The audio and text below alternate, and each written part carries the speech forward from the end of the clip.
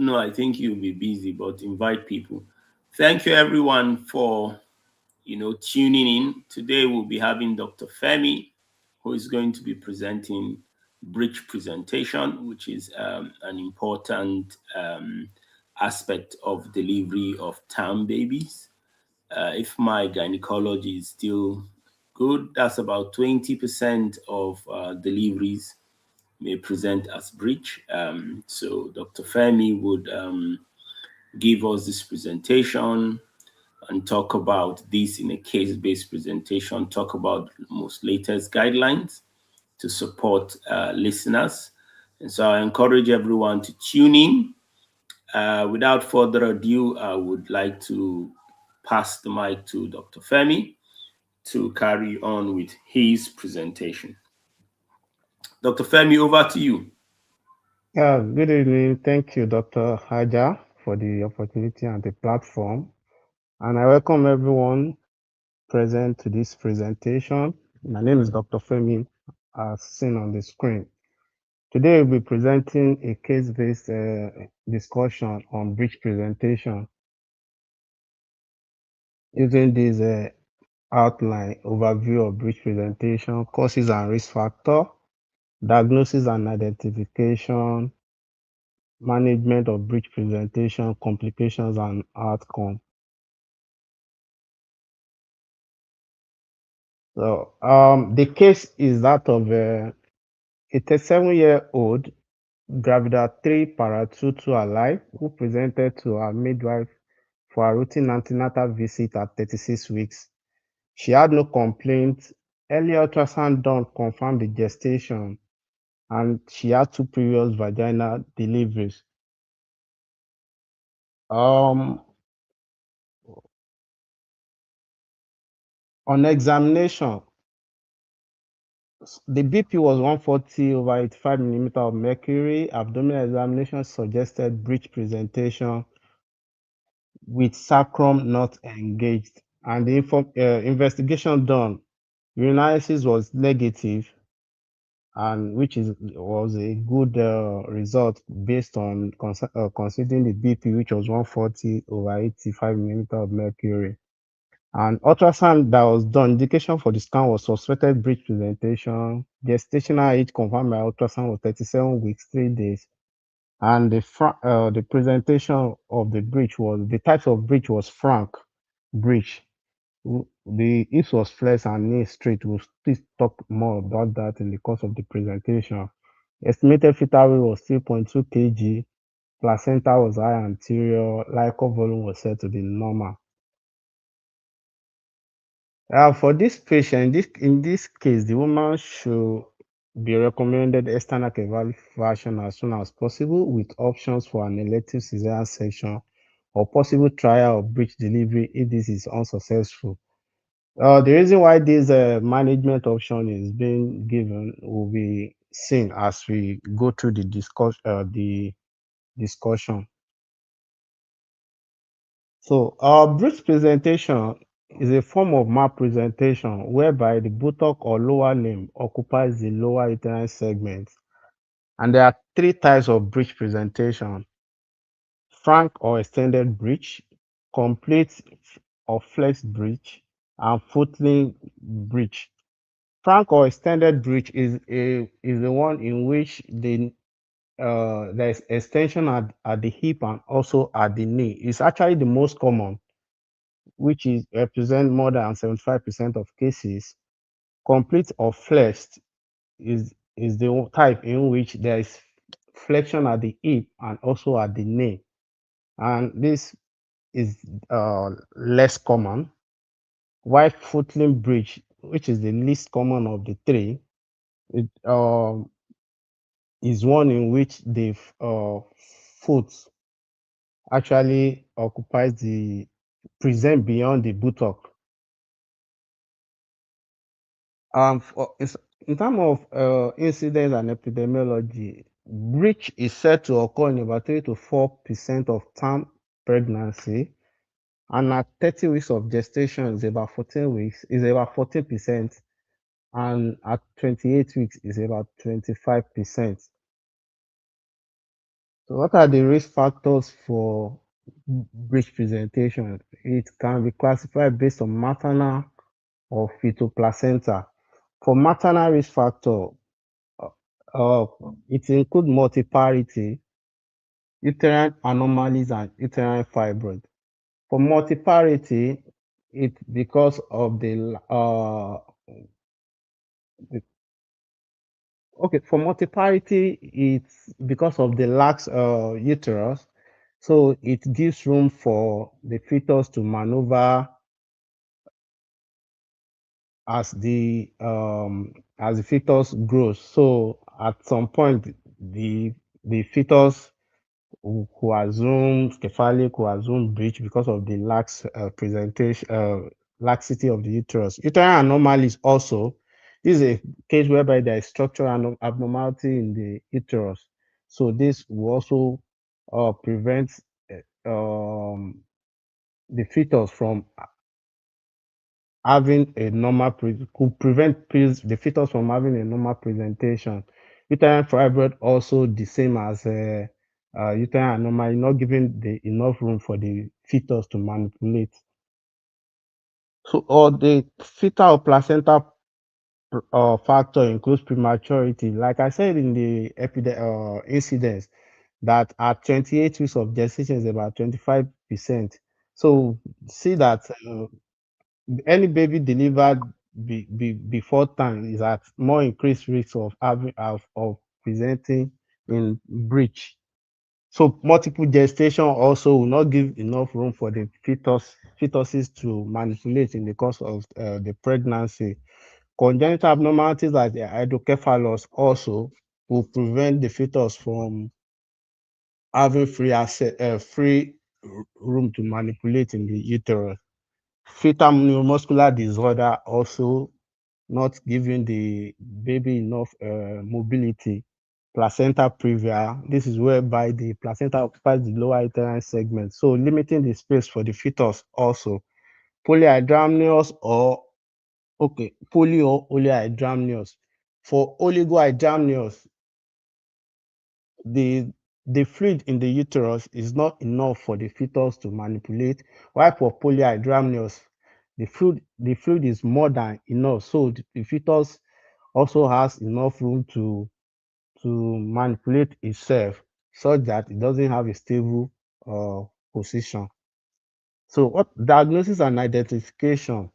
For diagnosis and identification, it can be suspected with the on abdominal examination using a Leopold maneuver, in which the lower lower part of the uterus is when during lipid maneuver, you feel a round mass in the lower uterine part of the uterus, as opposed to the hard ballotable mass that if it is cephalic presentation.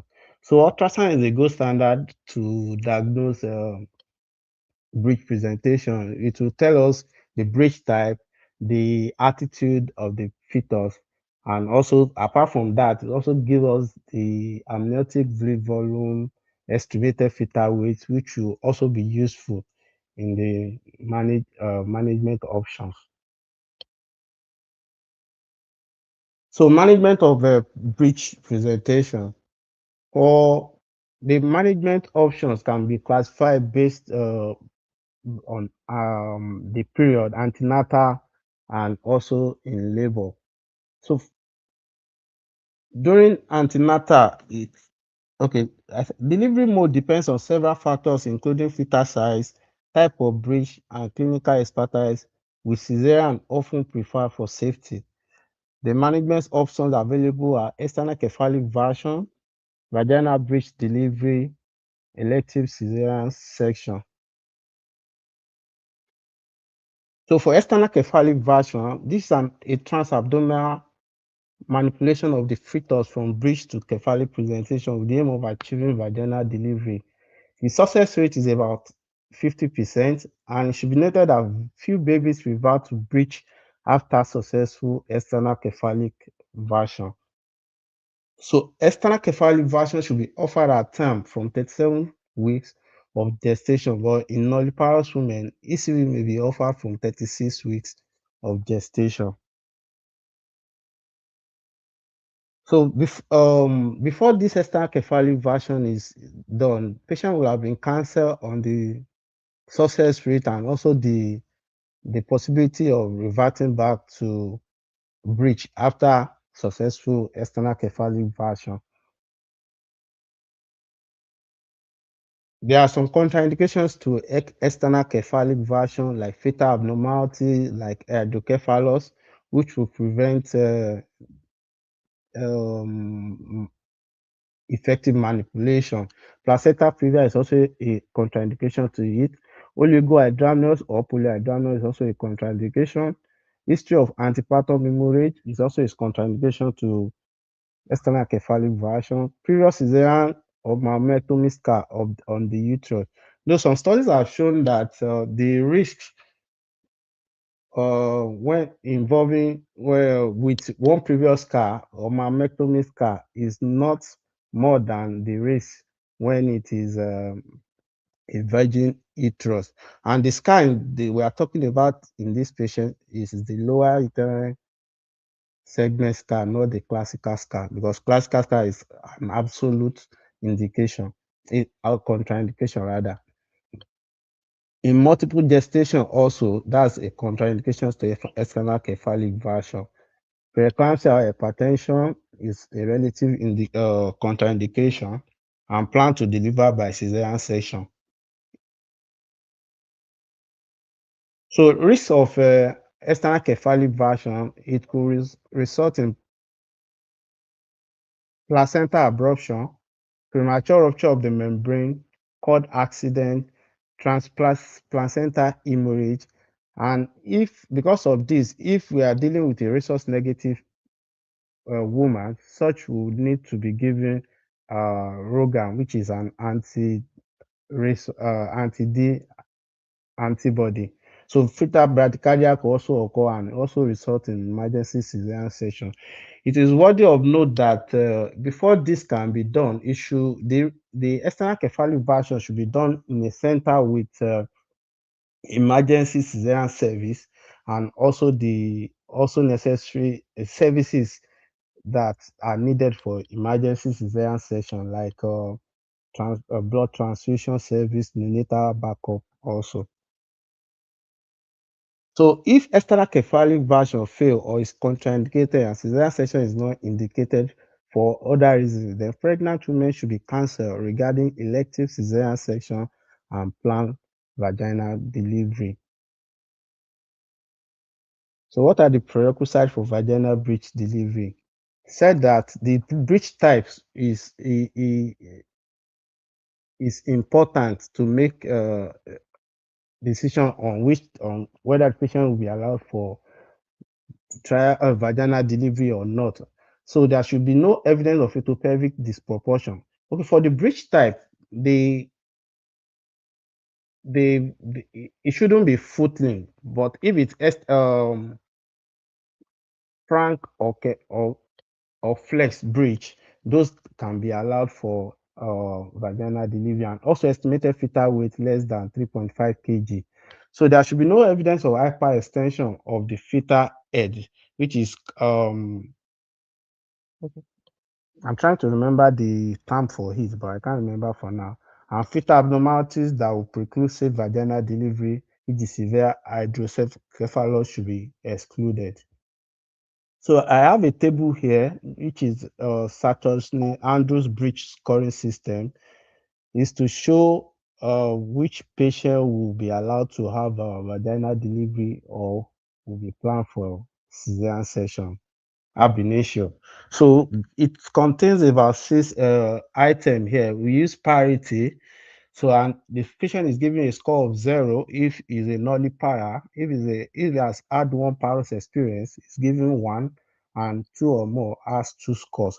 For gestational weeks, 39 weeks has a score of 0, 38 has a score of 1, and less than 37 has a score of 2.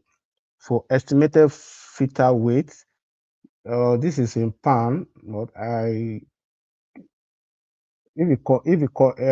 convert to kilogram, this is like greater than 3.6. The 7 to 8 is between 3.2 to 3.6, and less than 7, also the same thing as less than 3.2 kg. For previous breech, if patient has had previous breech delivery, no previous breech delivery, score 0, 1 point for 1 and 2 for 2. So dilatation and station, this will actually be needed in the course of when patient presents in labor. So for this index patients, we'll still talk more about it when we for these are index patients. Our parity is 2. She has a score of 2 here. Gestational age is around 37 weeks, so she has a score of 2 also. And the estimated fetal weight was 3.2, which also has a score of 2. So she has not had any breech experience before, but we cannot assess the other two here because she's not in labor. But going by that, she's already has a score which is could be in favor of breech delivery. As it is said there that if the score is 0 to 4, cesarean delivery is recommended. So she has like at least 6 from what we have calculated. So, and criteria, this is a table also showing criteria for vaginal or cesarean delivery in breech presentation. So vaginal delivery for frank breech presentation favors vaginal delivery and gestational age greater than 34 weeks, estimated fetal weight up to 3 from 2 kg to 3.5 kg, flexed fetal head, adequate maternal pelvis as determined by X-ray pelvimetry, no maternal fetal indication for cesarean section, previous viable gestational age less than 20. Okay, pre-viable fetus, gestational age less than 24 weeks and weight less than 700 grams. In this kind of a patient, you want to risk the woman going through cesarean section for this type of fetus. Documented later fetal congenital abnormalities, that is that's abnormality that is not how do I put it? That is does not that when how do I, that does not favor baby living. So such patient you will not want to put the mother into going through the cesarean section with its attending complication also. So these are the criteria for the cesarean delivery as shown here. So management of labor. Fetal well-being and progress of labor should be carefully monitored, and this is where electronic fetal monitoring is important. And epidural analgesia is not essential but may be advantageous as it can prevent pushing before full dilatation. Fetal burst sampling when the fetal heart rate is suspect is essential. And there should be an operator experience in delivering breech babies available in the hospital. Also during labor, the neonatologist should also be present at delivery. What are the outcomes and complications of breech presentation? Adverse pregnancy outcomes may be increased for both mother and fetus. So the maternal complications include genital tract laceration, which could result from it could result when there is need to use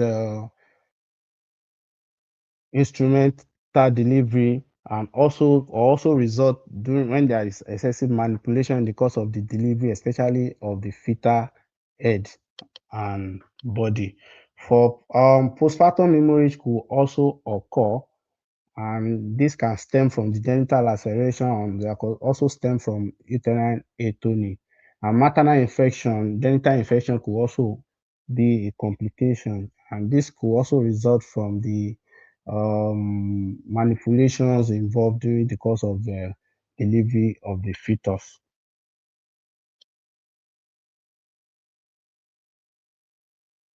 Um, Future morbidities include fractures. It could be fractures of the humerus, clavicle, femur, or fetal neck. Herpes palsy could also result as a result of damage to or injury to the brachial plexus, and the head could also get entrapped in the course of the delivery, and there could also be cord accident, which is more common in footling breech, in which it occurs in about 50% of footling presentation and about 5% of flexed breech. So it is essential for postnatal pediatric review to be done within 6 weeks using ultrasound to rule out congenital hip dislocation, which is said to occur in about 10 to 15 times, more common in breech presentation. One, okay. One key thing to note in the course of in breech presentation is that it is a it is characterized by masterly inactivity. What do I mean by this? The accoucheur only comes in as necessary at some necessary points in the course of the delivery in order to assist with the delivery, especially for example in extended breech delivery, whereby the accoucheur needs to deliver the flex the knee, flex the leg at the knee in order to deliver the legs, and also it could also be needed during the delivery of the shoulders and also for the head. But aside that, the aperture will just assume a state of inactivity until help is needed or need to be offered. In conclusion, a thorough grasp of breech Do you presentation. have like a video in your slide that shows maybe a modern day bridge delivery, like how the current practice looks like now?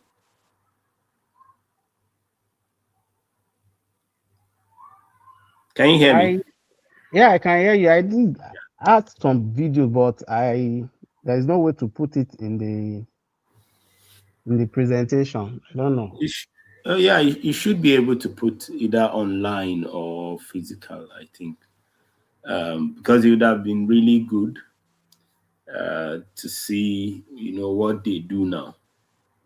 All right, please carry on. I think they will ask questions later.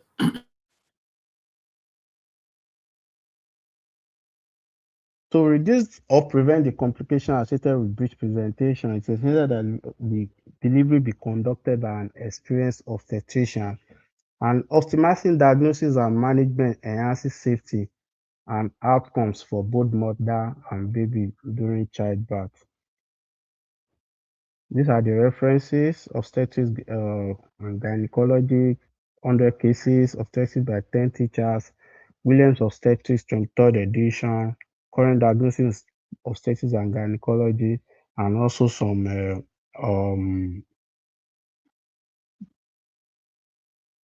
journals from the British Journal of Obstetrics and Gynecology. Thank you for listening.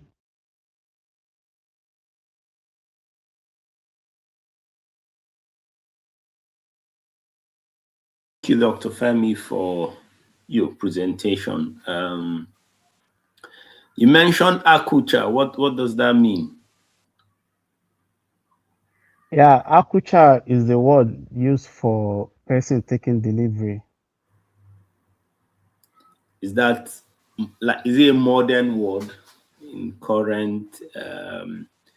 Because I don't think we have a rule like that as far as I'm aware in the NHS, in the modern day NHS. Well, um, And I think one of the things that would have been interesting was if I don't know if you had it in your slide, but what are the delivery options to women in the UK?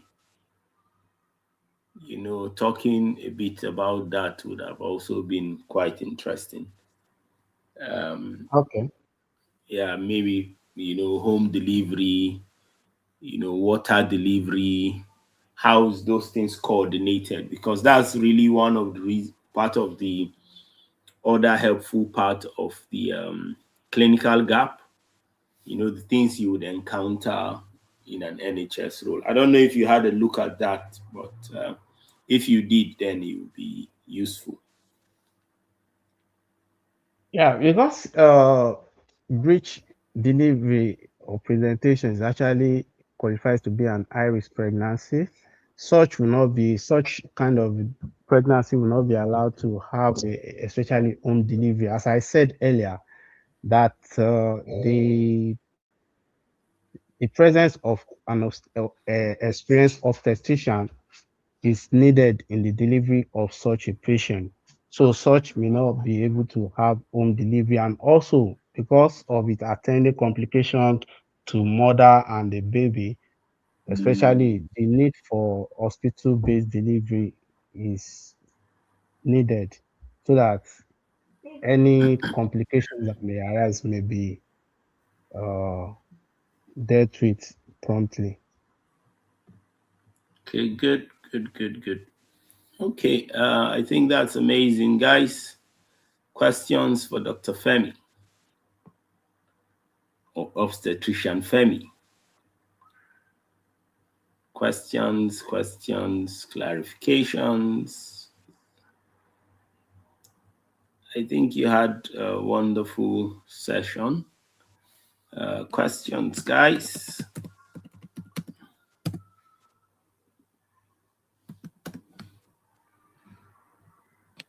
So, did you have a chance to look at the NICE guidelines on what are the guidelines around breech delivery in the UK? Yeah, the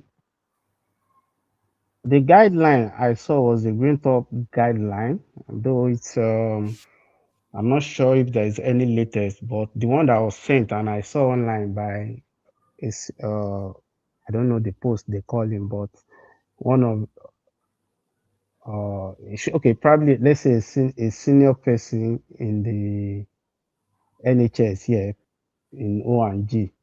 That was I'm not sure if the one he sent to me, that's what I used. So, but it was 2017 edition. So I'm not sure if they have a latest one because when I was trying to prepare for the presentation, I did ask him for any latest guideline on breech presentation in the UK. So that was what he sent to me, and I used for the preparation of the slide. And Okay. what we were talking about there apart is are some recommendations about probably giving the from antenatal up to the delivery.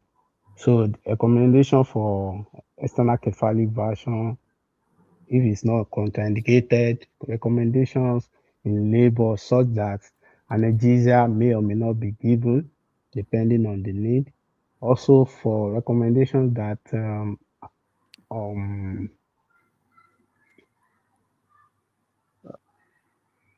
I'm trying to episiotomy may be given if needed. So those are the recommendations, and also that and it's also talk about the term breach trial there, in the sense that especially in the UK, it is safer to have elective cesarean section for breech presentation in the United Kingdom as opposed to vaginal uh, delivery. And though it is said that the complications, the having cesarean section only helps with the reducing the complications in neonates, in the complications in neonates, that's the complications surrounding birth, but it has not been found to reduce or have any impact in any later outcome in life. So I didn't want to go into the Cambridge trial per se Why because not? um Okay, what I'm saying is I didn't want to go fully into it to talk about this because it's a multi-center trial that was conducted in the early 2000s Yeah, and involving that my about 20 question is, countries. why not? I just feel I should just extract what is needed from it and not talk about In fact, the whole. that's probably what you need more at this level of your training in the UK. Okay, The basic stuff, yeah, is there. So yeah, talk about sample size, talk about findings that were, clinically or statistically significant. Talk about the p-value they use, talk about how long they followed. Those things are very key. Talk about the gray areas. Talk about the type of study. Was it randomized? You know, talk about the collaborating centers. Those are quite, that's a key part of UK practice. That's a very key part of UK practice because the basic things, like here, women have the option for home delivery. Most straightforward deliveries will be taken by the midwives, sometimes mostly alone.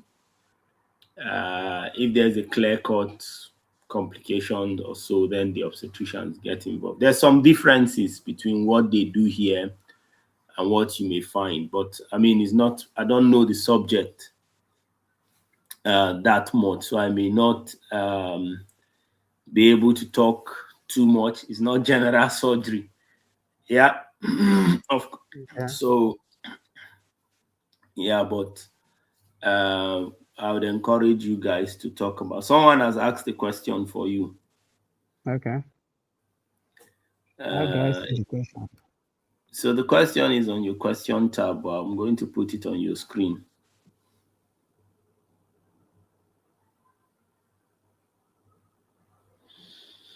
Can you see it on your screen? Pardon me if I missed this. I think guideline also suggests an ultrasound of the hip for babies who are presented breech at any point in pregnancy. Yeah, I did mention that in the let's see, in the slide, or maybe I did not put that it is essential for postnatal pediatric review to be done within 6 weeks using ultrasound to rule out congenital hip dislocation, which is 10 to 15 times more common in breech presentation. Would that be congenital or causal in this case?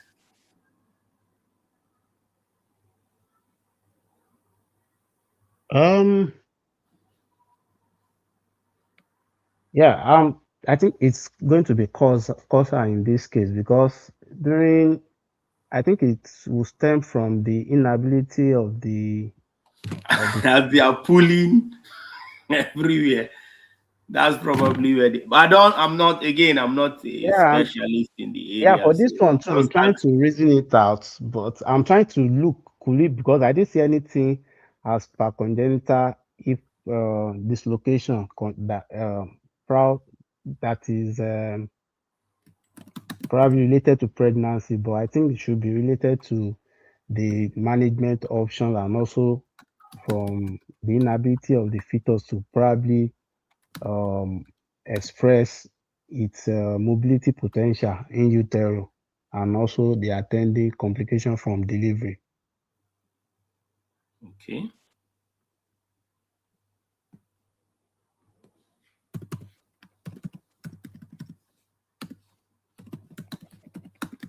Well, I think you've made a very good presentation. I don't know if we have more questions for you. If not, I think you want to round up. So these, let's talk a bit about the complications that can happen. Okay. Um, so what are the options of management if the child were to have fractures? And I may not be able to talk about the Go and G one, so I want to talk about the ones in the baby, which is like surgical for people in the audience. If you go back to the yes, so what are the options of managing these fractures? For instance, clavicular fracture in the neonate. Like, what would be the what should they do? Yeah, for this neonate now, I think the orthopedic surgeon will will be involved in the management, but from my family experience, I think they will just do the what is it called now? A conservative So management I think for the clavicle. for those that training for the INHS, so you want to involve the orthopedic surgeons early. Now, of course, if you are in orthopedics, for most of the cases, you should be able to manage conservatively, except there's a clear indication for an intervention, and that will be neurovascular compromise in the baby. Yeah, so that's clavicular. Probably the same thing with humeral as well. Uh, then how about Erb's palsy? Yeah, What would for be the how should they go about it? Because people that are listening here will go to interviews, and what would be the yeah, for S4C, it said that about 80 to 90% of baby with F4C following no? But resulting from you are giving more theory. What should an NHS SHO do? Baby breech delivery, they've noticed Erb's palsy. yeah, Again, you so want to invite the will be orthopedic surgeons referred to the early. physiotherapist. You want to invite the orthopedic surgeons early to Okay. assess. Usually, majority of the Erb's palsy is a neuropraxia, so it would recover. So most times, the child will be observed for 6 weeks.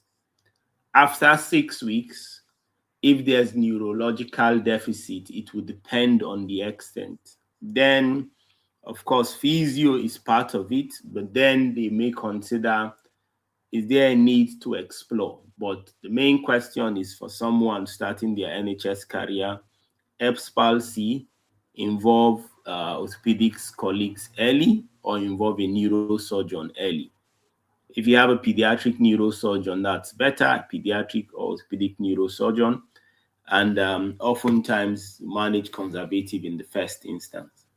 Yeah, and then if it doesn't resolve or whatever deficit is left after 6 weeks, then they would do something.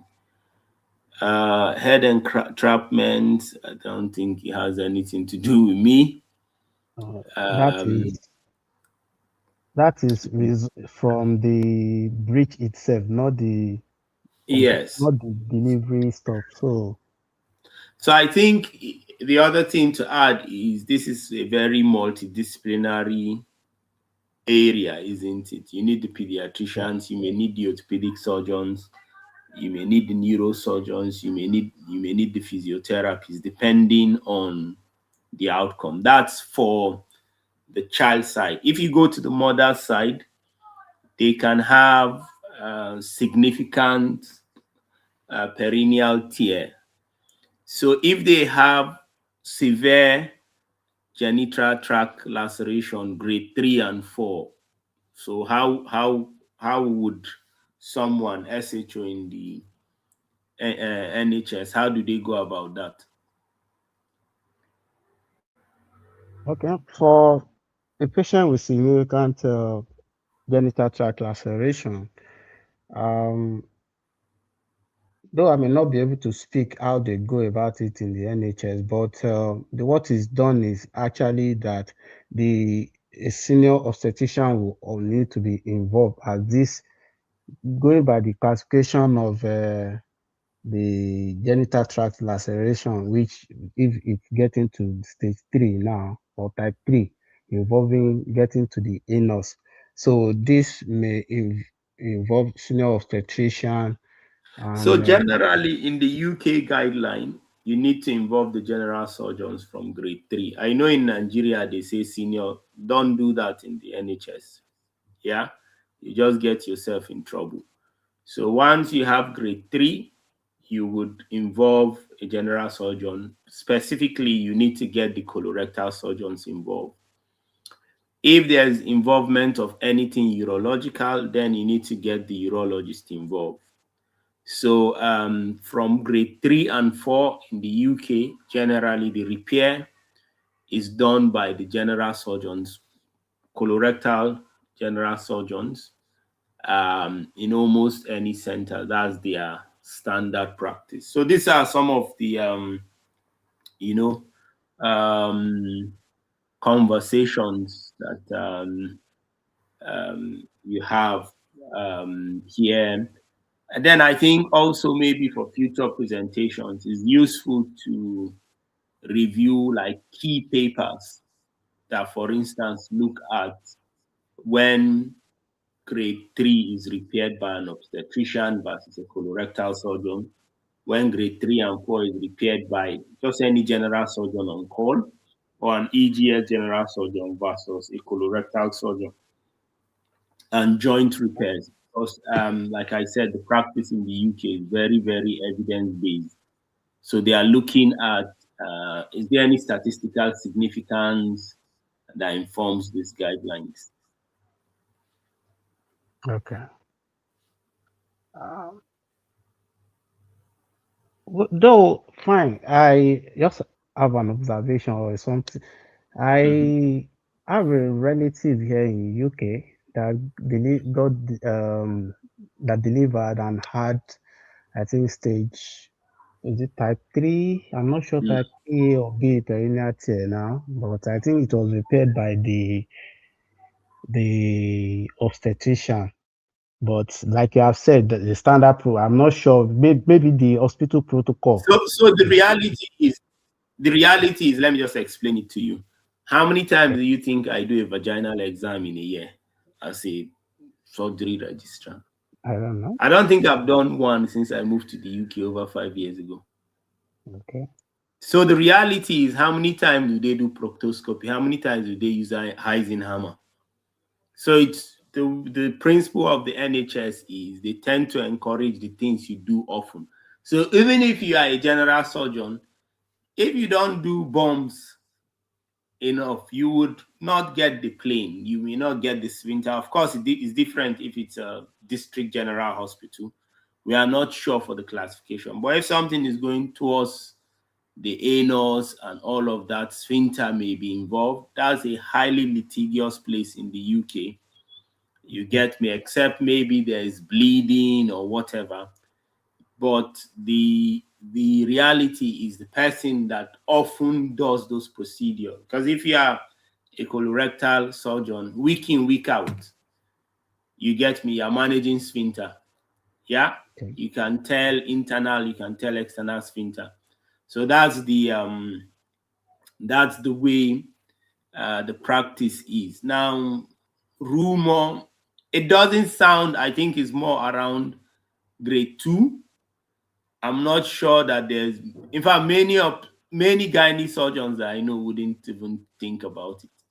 And we do many cases for them just because if the patient goes and gets sphincter leakage, is the most litigated area of general surgery practice in this country. Even we are afraid of it.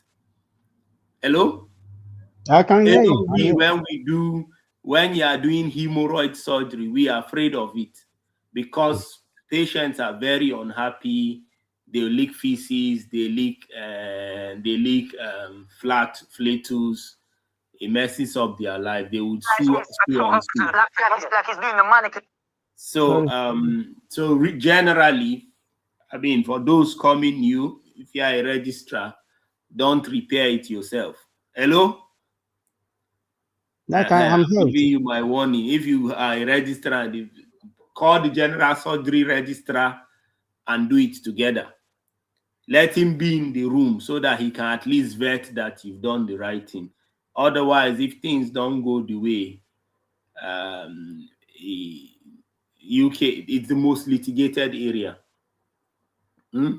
It's highly, because I used to be a colorectal registrar in Chelsea. It's highly litigated. So you have to have that at the back of your mind. And even when you do fissure, fissure in anal in women, you are careful. You don't.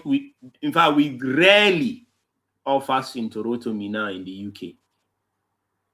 Yeah, because of these issues. Yeah, but I think I'm diverting you. But this is just some of the talking points to be aware of. Yeah, it's not diversion. Actually, it's actually needed because based on the practice in Nigeria, so at least I've learned Nah, nah, anywhere benefits. I've learned few things. So Yeah, so they encourage what you do a lot. So even if you are a ops and gynae and you do mostly gynae, what UK more or less encourages you do most of your gynae oncology work. You get okay, yeah. So if you are a I know general surgeons that don't do much adult work any longer. They do mainly children or exclusively children, or they do only vascular surgery, or they do majority of their work is upper GI or hepatobiliary and things like that. Because what you do often, you will become skilled in. It's not what you've trained and you know yeah. If you encounter it in an emergency, straightforward, fine. But if you're an upper GI, you can't handle stomach, and esophagus as well as someone that regularly does upper GI work on a regular basis. You get me? Some of them, I know one of our consultants can do. Ivo Lewis is a general surgeon himself. He can do the chest part, so volume is that's what they encourage. The UK uses a spoke system. So you pool the cases. They don't encourage everybody trying to do everything like you would see in Nigeria. You need to pool the cases so that the surgeons or whoever is there, they will be very skilled in certain things. Of course, in a big country like Nigeria, it's a bit not as easy. You get me? But you need pooling. So if you want gynae oncologists to be skilled, you need to pool patients, transport network. So that's generally the UK would not offer transplant in every hospital. They will not offer, we don't offer hepatobiliary surgeries in every district. You don't have big transplant and vascular centers everywhere. And this is some of the reasons, so that when you are in a place, you have enough volume to reduce your risks. So this is just some of the conversations. Okay, if you have more, we can add. Otherwise, we'll round up and close the talk for today. I don't think we have any other question.